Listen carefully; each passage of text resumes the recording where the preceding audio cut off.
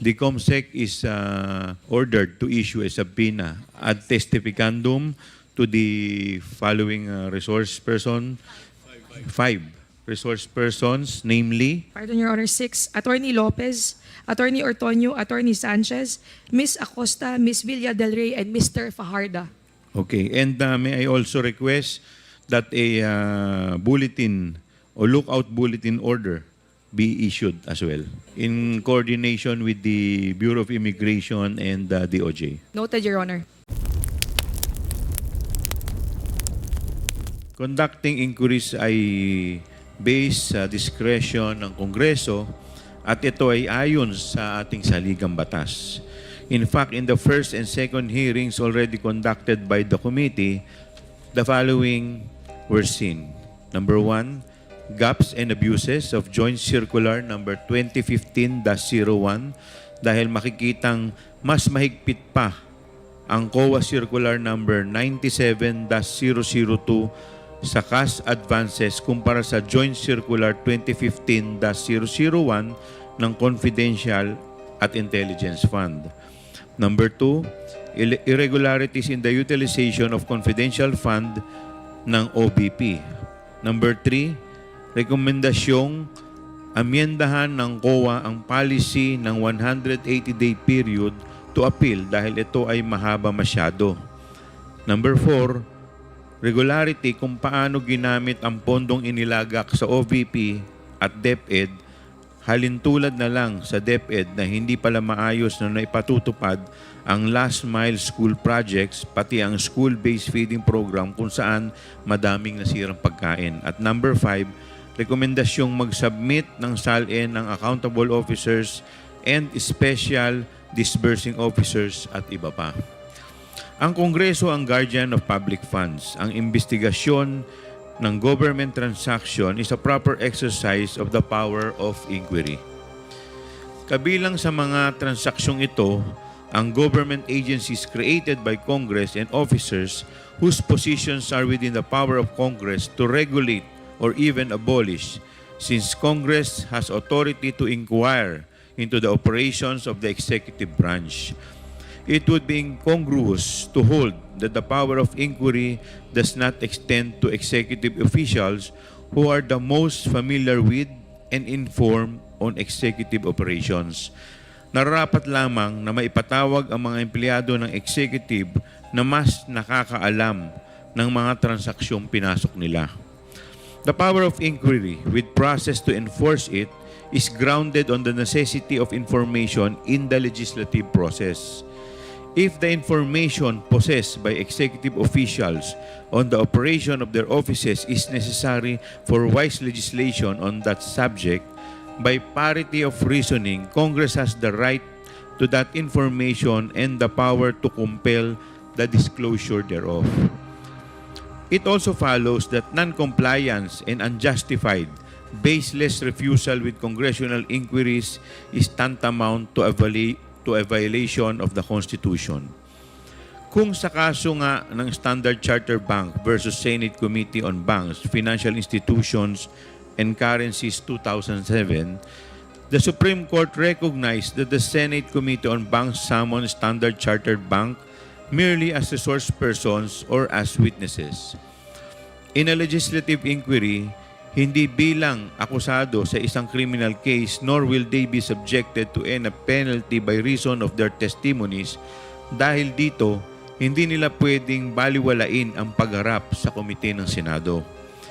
Hindi rin sapat na dahilan na dahil may kinabinbin ng kaso sa korte ay hindi nasisipot sa pagdinig ng Kamara.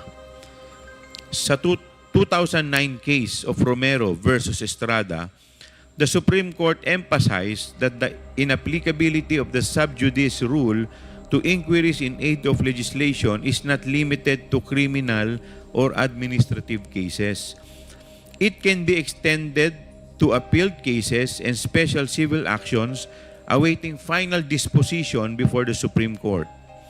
Otherwise, it would be extremely easy to subvert any intended inquiry by Congress through the convenient ploy of instituting a criminal or an administrative complaint. Surely the exercise of sovereign legislative authority of which the power of legislative inquiry is an essential component, cannot be subordinate to a criminal or administrative investigation.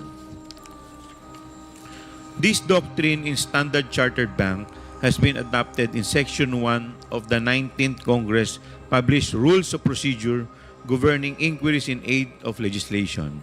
To wit, the filing of pendency of a case before any court, tribunal, or quasi-judicial or administrative body shall not stop or abate any inquiry conducted to carry out a legislative purpose.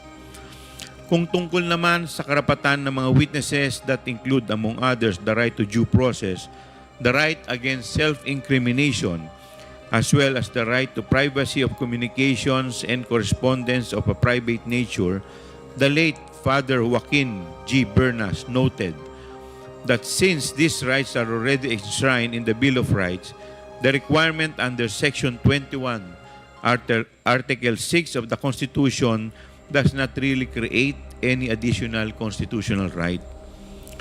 Ito ang totoong karapatan ng mamamayan na malaman saan at paano ginastos ang kaban ng bayan. Bilang public officials, hindi ba nararapat lamang na ating sagutin ang mga katarungang ito?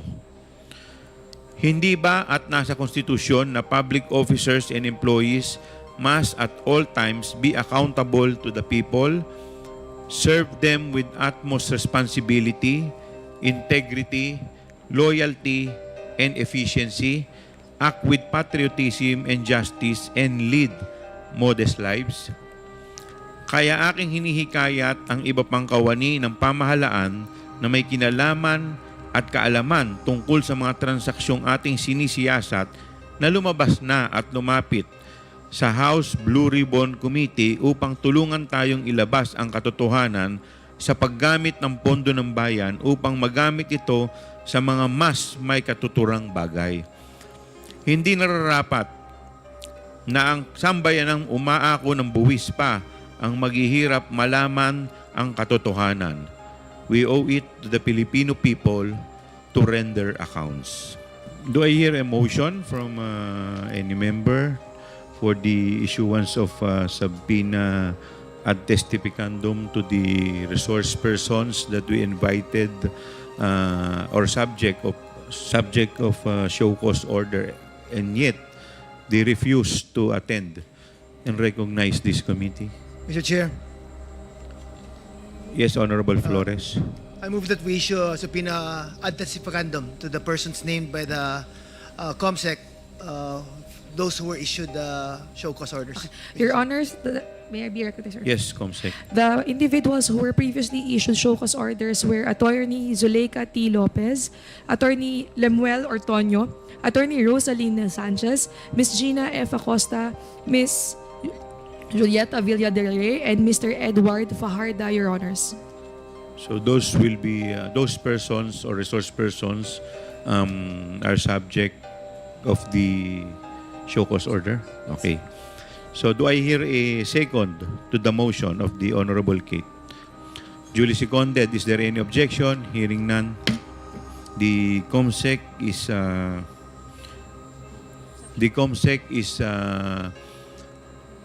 ordered to issue a subpoena ad testificandum to the following resource person, 5 resource persons, namely Pardon, Your Honor, 6, Attorney Lopez, Attorney Ortonio, Attorney Sanchez, Ms. Acosta, Ms. Villa del Rey, and Mr. Fajarda. Okay, and may I also request that a bulletin or lookout bulletin order be issued as well, in coordination with the Bureau of Immigration and the DOJ. Noted, Your Honor.